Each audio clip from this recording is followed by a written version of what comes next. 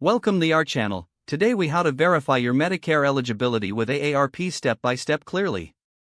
To verify your Medicare eligibility with AARP, start by visiting the AARP website. Look for the Medicare section on the homepage.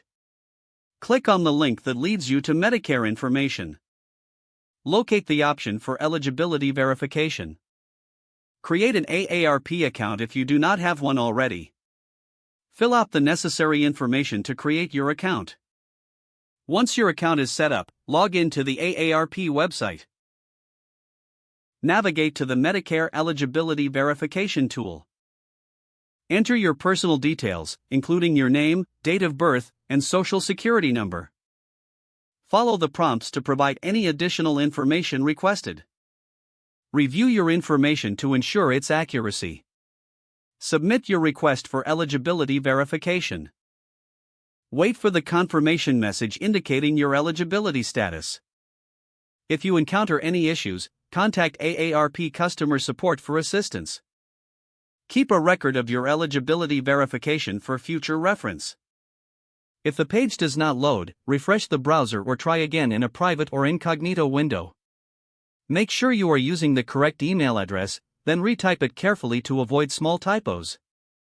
If your password is not accepted, use the reset option and create a new strong password you can remember. Check your spam folder for verification or security emails, then complete any requested confirmation steps. Enable two-factor authentication if available to improve account security and reduce unauthorized access risk. After signing in, review your profile details so your contact information and settings are accurate and current. If you see an error message, note it down and try again after restarting your device and internet connection. Log out when you finish, especially on shared devices, to keep your account and payment information secure. If the page does not load, refresh the browser or try again in a private or incognito window. Make sure you are using the correct email address, then retype it carefully to avoid small typos. If your password is not accepted, use the reset option and create a new strong password you can remember. Check your spam folder for verification or security emails, then complete any requested confirmation steps. Enable two-factor authentication if available to improve account security and reduce unauthorized access risk. Don't forget to like this video and subscribe to our channel for more step-by-step tech guides.